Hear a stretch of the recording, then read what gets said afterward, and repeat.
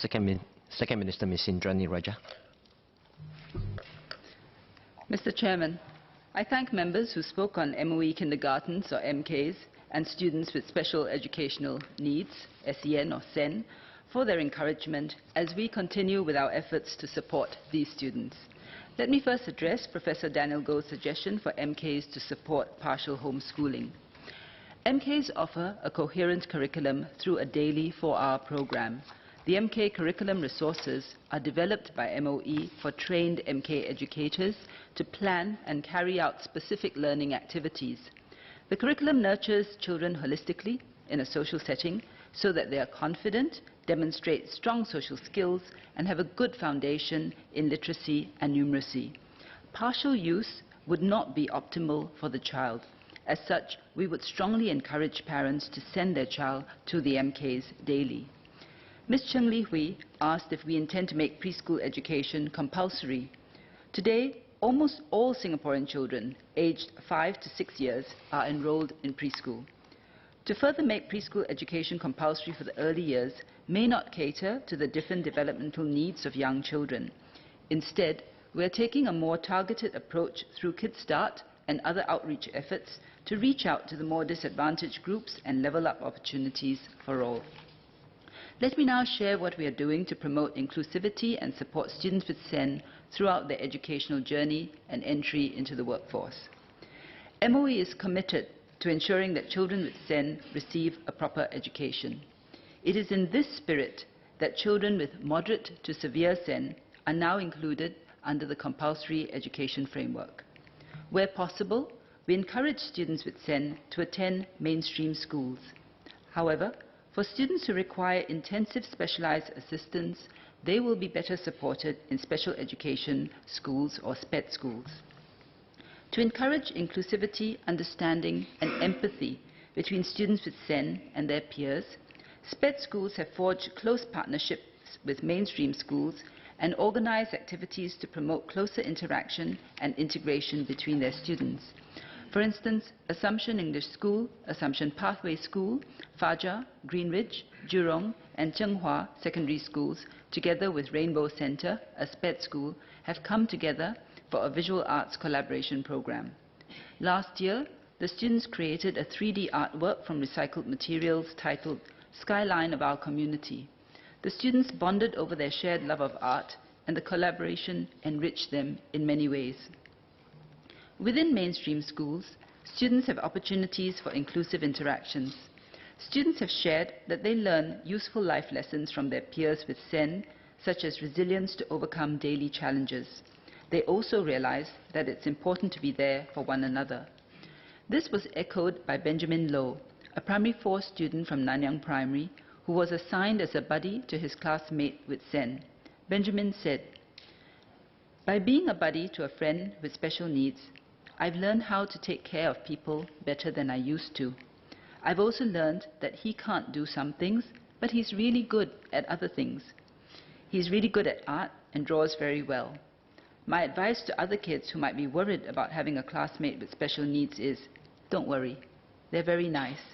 When they are frustrated or sad, tell them you'll help them." For Benjamin and his classmates, learning together in the same classroom environment is beneficial in fostering healthy, inclusive interactions with one another, whatever their perceived differences.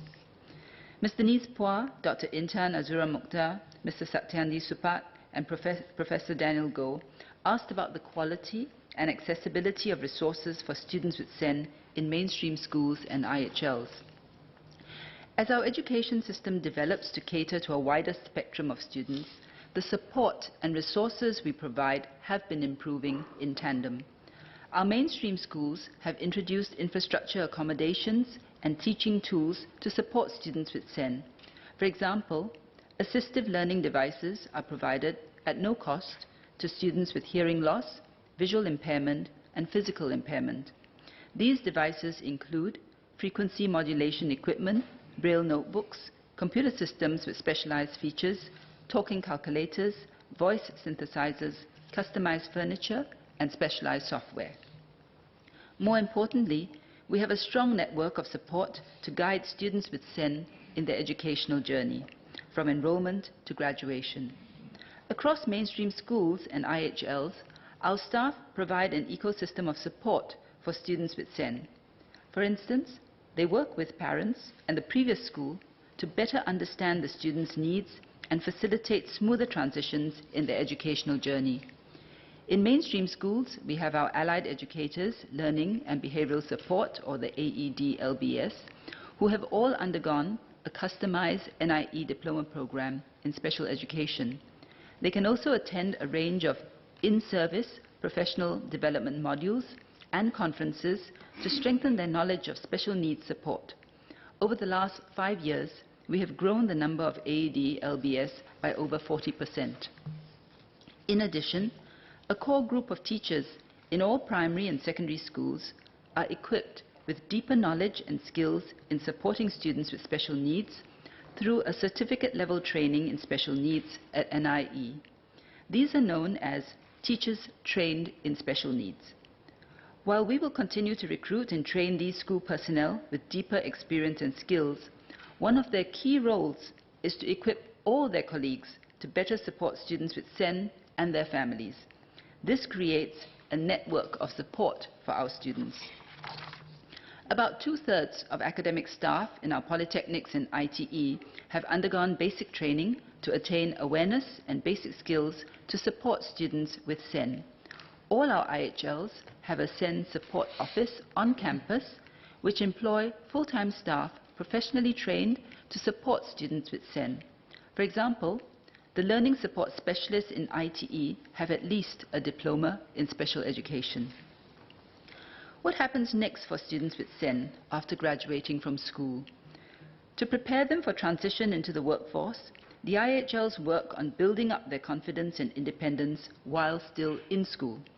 This helps them develop strong coping and management skills for life and to take charge of their own learning needs.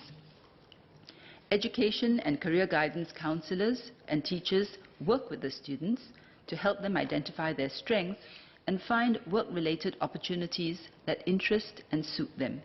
Likewise, the IHLs collaborate closely with SG Enable and other voluntary welfare organizations to support persons with special needs through internship and mentoring programs. The benefit of strong collaboration between schools and workplaces can be seen from the example of Rachel, a former student from Cerebral Palsy Alliance Singapore School. She is hemiplegic and has weaker functions on the right side of her body. Despite her special needs, Rachel is confident, hardworking, and has a passion for helping others. These traits positioned Rachel for success when she started her community-based work experience while at school. Rachel was partnered with potential employers for month-long work attachments at various businesses, such as a supermarket, a laundry factory, and a cafe. Her teachers and job coaches taught her to travel independently from her home to the various work locations. She was also supported with customized, on-the-job training opportunities. For example, Forward Coffee, one of her employers, provided visuals and labels to help her remember steps to take forward certain tasks. To accommodate her reduced motor skills, they provided Rachel with an electric whisk to stir drinks. Rachel completed a further 6-month internship with Forward Coffee, and after graduating, she now works there as a part-time service crew member, whipping up spiced chai latte, hot chocolate, and the like. We acknowledge the significant challenges that persons with special needs face in adult life, and the need for them to receive timely and relevant vocational and life skills training. Today, MOE already has various incentives to enhance lifelong learning for persons with special needs beyond the regular continuing education and training subsidies and support available to all Singaporeans. For example, we have launched the Skills Future Study Awards for persons with special needs to enhance employability by developing and deepening relevant competencies and skill sets. We will continue to partner with community stakeholders to support lifelong learning for persons with special needs, including those from SPED schools. Over the years, Our education system has evolved to provide greater support for students with SEN and equip them for work and life upon graduation. MOE will continue to work closely with students, parents, community partners, government agencies, and employers to help students with SEN realize their full potential. However, being truly inclusive goes beyond what MOE or the government can do. It also requires society at large, employers, peers, and the community to be part of this.